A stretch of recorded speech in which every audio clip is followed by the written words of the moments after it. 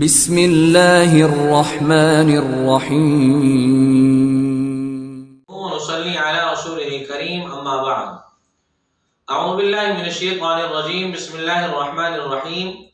یا ایہا الذین آمنوا اطیعوا اللہ واطیعوا الرسول صدق اللہ العظیم۔ محترم سامعین، ہم نے آج آپ کو اطاعت نبوی کے متعلق اور سنت نبوی کے متعلق کچھ معروضات آپ کے سامنے پیش کرنی ہے۔ اطاعت کا معنی ہوتا ہے فرما برداری۔ اللہ تعالی کی اطاعت موقوف ہے نبی کریم صلی اللہ علیہ وسلم کی اطاعت پر، اس لیے کہ قرآن کریم اللہ رب العزت نے اپنے نبی کریم صلی اللہ علیہ وسلم پر بھیجا ہے، اور رسول کریم صلی اللہ علیہ وسلم نے قرآن کریم آگے امت تک پہنچایا ہے، اور امت میں سب سے پہلے صحابہ کرام رضوان اللہ علیہم اجمعین پر پہنچایا ہے۔ اور پھر ایک حدیث ہے، احادیث کا سلسلہ ہے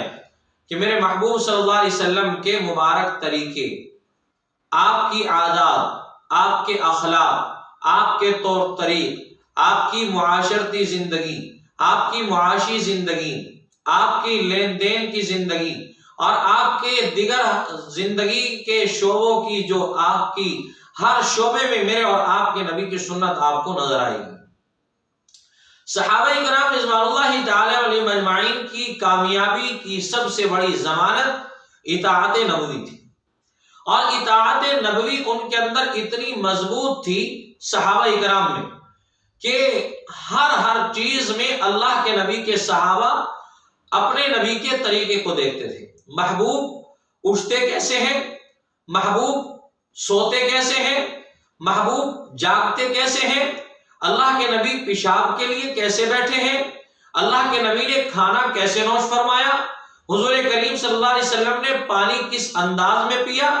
رحمت دو عالم صلی اللہ علیہ وسلم نے اپنے گھر والوں کے ساتھ زندگی کیسے گزاری،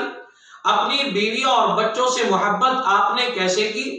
حضور کریم صلی اللہ علیہ وسلم نے پگڑی کو کیسے باندھا،